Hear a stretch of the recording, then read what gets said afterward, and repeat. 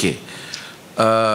Jadi tapi cuma ada orang yang mana mereka ni guna hadis untuk salah tafsir.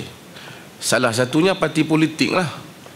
Sebab tu dulu yang salah satunya yang mengkafirkan orang ni hak duk sebut wa man lam yahkum bima anzalallah fa ulaika humul kafirun.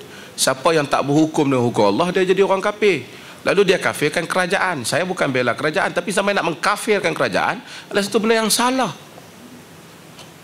Kata kemudian apa makna yahkum bima anzalallah? Kalau pak tak hukum anak, Nabi kata pak suruh muru auladakum bis salah, suruh anak semayang 7, kalau tak semayang 10 pukul. Kalau pak tak pukul, dia tak hukum dengan Allah, adakah pak telah menjadi kafir? Bos di pejabat tak berhukum dengan hukum Allah, adakah dia telah menjadi kafir? Ini tafsiran yang salah yang telah dipelopori oleh sebahagian parti politik dalam negara ni. Dan saya sebut, bukan saya anti mana-mana parti pun, saya kawan semua parti kan. Tapi alhamdulillah lah, dulu kata kafir lah, kawan balik tak apalah kan.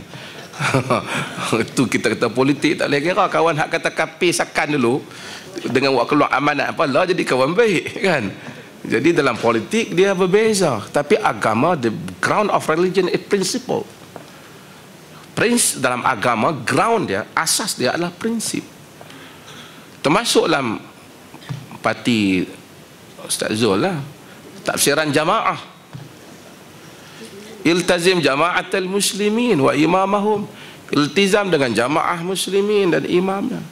Dia kata jemaah tu jemaah dia, jemaah dia tu baru tubuh tahun 50-annya.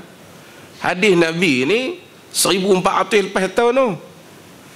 Kemudian jamaah tu jama'atul muslimin, jamaah tu mufrad.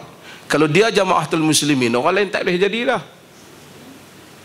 Maksudnya iltizam dengan setiap kali dia tamrin ke apa, dia baca hadis tu. Sebab tu kita kena ada juga, entah anda setuju tidak boleh tidak memilik negarakan agama. Agama bukan pemikiran untuk memilik negarakan agama. Ini ialah pemikiran King Henry.